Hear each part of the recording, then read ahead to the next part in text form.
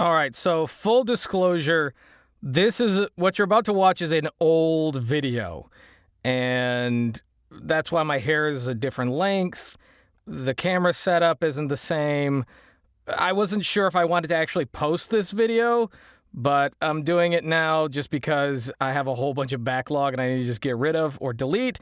And I didn't feel like deleting it, so if it ends up not being the best video or one that I have to explain or vindicate later, that's fine. I'll live with it. But also, I didn't feel like turning the webcam on to do this part, so I'm just lazy, I guess. Oh!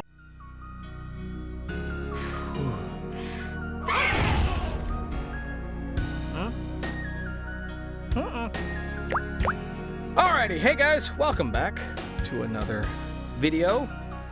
Today I don't want to, actually, let me rephrase that. I do not want to actually do this video. In fact, while recording this right now, I do not know if I will be uploading whatever my reaction is. I do not know if I'll even be uploading it. But I did want to possibly try to react to some videos of a particular YouTube channel that also covers voiceover that, from what I have been told by a couple people, discouraged them from getting into voiceover and made them afraid of approaching other voice actors. And I'm curious as to why. And the voice acting, the channel that we're going to be reviewing is Gift of Gab. I don't know Gabby. I've never met her. I have nothing against her, period. We also are in two completely different brackets of voiceover. Gabby specializes in the union rates, commercial narration, and I am an independent character, cartoon, and video game voice actor. That is my specialty. Now, obviously, there is overlap. I'm sure she's dabbled in other things, and I have done commercial narration. I've done union work. But those are our two different fields. So, just putting that out there. So a lot of the stuff that she's probably going to say is going to be union, Hollywood, big studio related stuff. What I'm hoping to happen is that it's possible that there was just something wasn't communicated well, that maybe there was some misunderstanding. I mean, as someone who posts videos, I know that a lot of my words can be misunderstood or that things weren't communicated or translated well. So maybe I might be able to help dispel some of that. We'll see. But again, I have nothing against Gabby. This is not a review of her. In fact, I don't really think I've ever seen any of her videos. I think I've seen them in my feed, and maybe way back in the day, I've seen some of these, but not the ones that we're about to be reviewing. So, with all that out of the way, again, nothing against her. We're reacting. I don't know what this is going to be like, but let's see. Hey everybody, it's Gabby. Thanks for joining me. Hello, Gabby. Today, we're going to talk about something near and dear to my heart, and I'm going to introduce you to a friend of mine. What is that in the background? This is Rob. The hell? Rob is a very special voodoo doll friend. And the deal with Rob is pretty simple. If you are one of the voice actors who does really stupid with your auditions, What is this? Rob and I are going to take it out on you. What? The...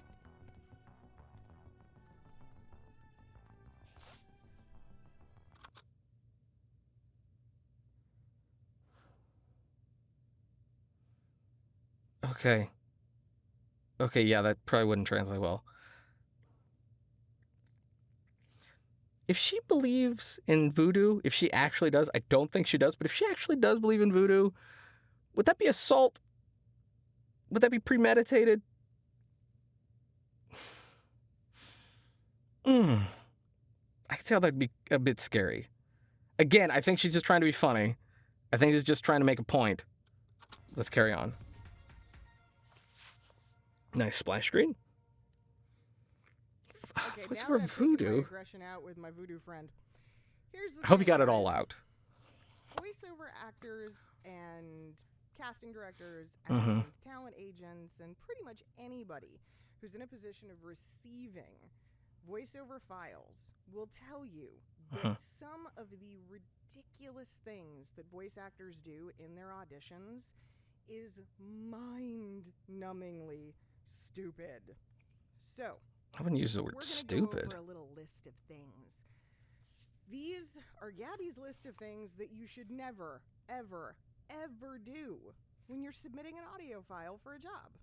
Thing number 1. Okay. I'm probably going to be stopping it at every single point or thing. Okay, I think the word stupid would be a little aggressive. It's only stupid if it's more intentional or deliberate.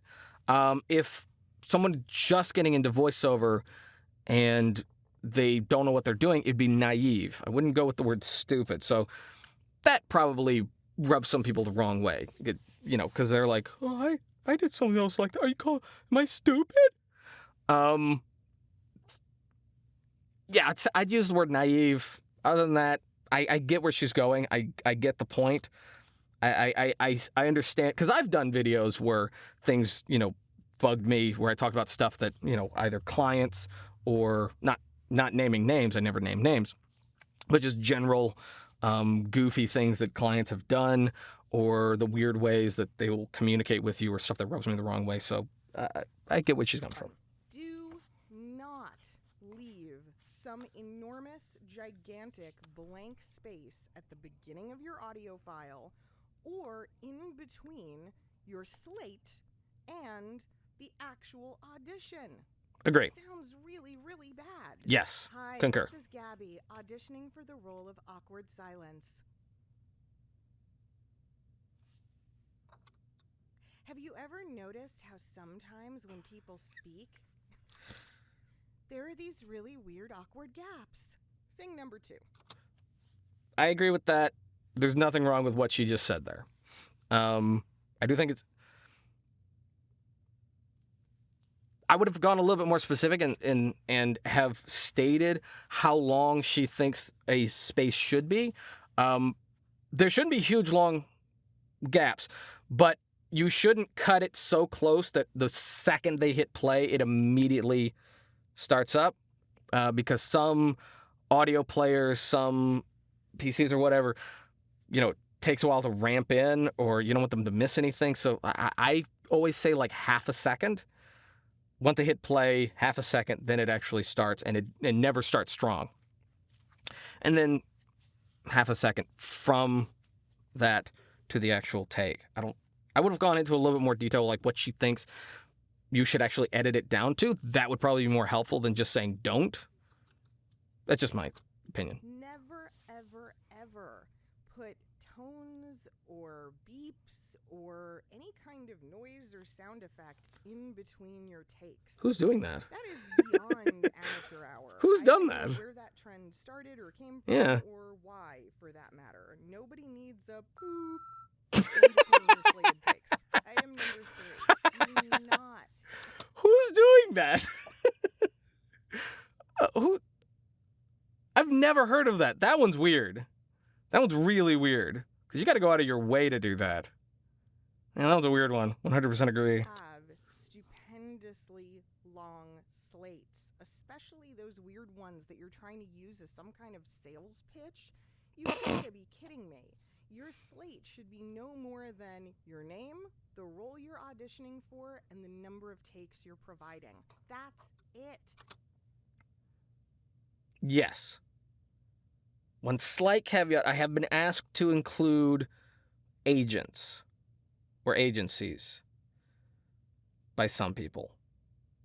Now, fortunately, I don't think I've ever gotten voiceover work from an agent, so I never have to do that. But sometimes they're like, if you're represented or we have to go through somebody or whatever. I know if it's in acting, and some people going from acting to voice acting, they often have to put in their agent. It's very rare. Yeah, it's basically just what she said: your name and the role and the number of takes. The number of takes, so they know to expect. So they don't just stop after they hear one.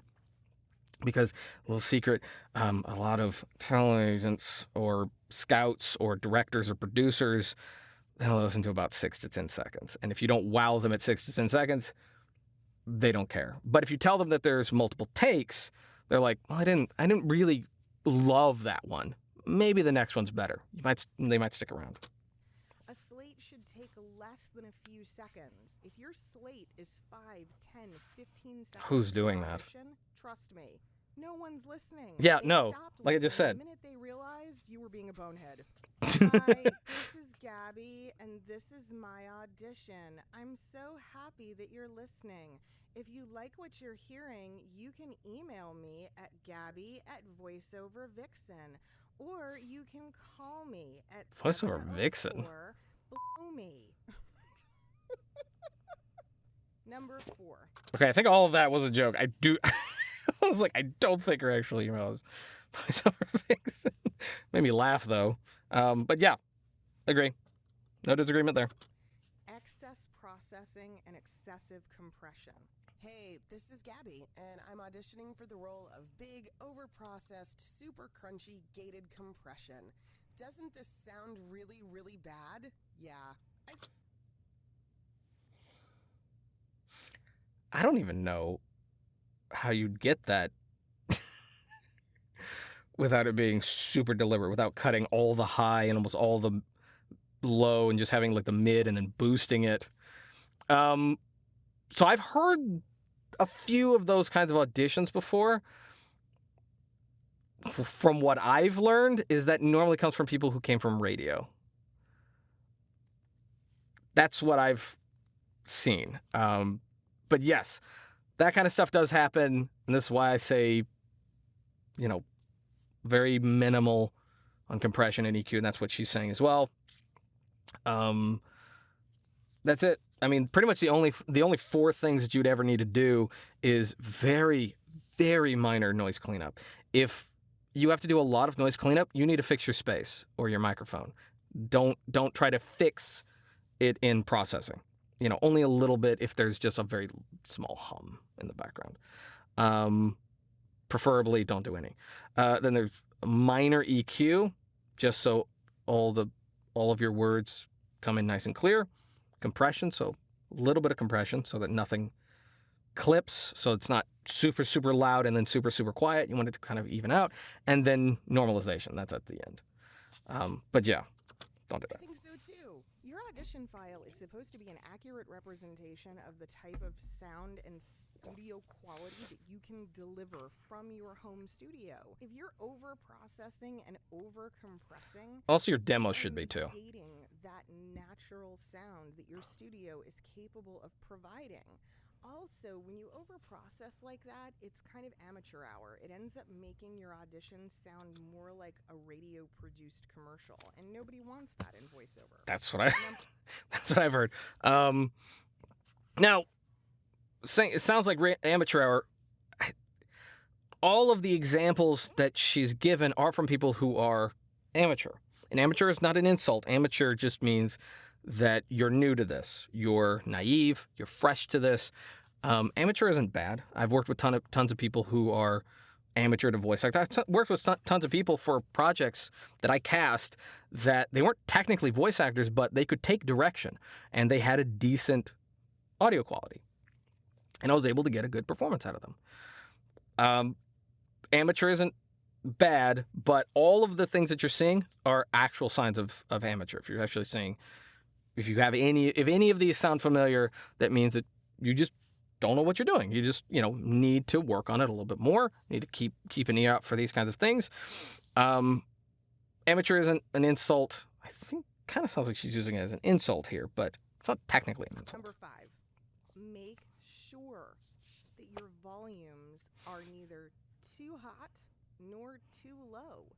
Again, your audition is absolutely indicative of the quality of the recording that you're able to provide as a voice actor. I think she means both It's volume and also gain. how you're being compared up against other actors who auditioned. If your volume's too low, then your material doesn't sound rich and full and isn't going to fill that space against other voice actors who probably normalized their file. And if it's too hot, you run the risk that it's overmodulated or sounds kind of crunchy against everybody else's clipping. recording, and that's no good. No. Hey, this is Gabby, auditioning for the role of completely overmodulated, totally crunchy audition. It probably sounds really, really bad. So there you have it, guys. Also 5 pop things filter. to never do inside of your auditions, especially if you want to avoid the wrath of the voice. Don't bring that thing back up. Please, God. Yeah, we don't want to piss them off. Piss them off? You mean you? What do you mean, piss them off? You're the one who abused the doll. The auditions that you're currently submitting and give you an assessment of those auditions and let you know what's working and what's not. I'm available to do that in private classes that you can find on my website under coaching at GabrielleMystico.com. There you go. Stop.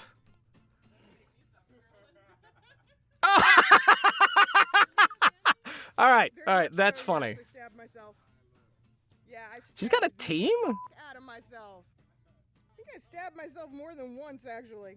It's okay. Sometimes, you gotta just go hard or go home. Woo! That's funny.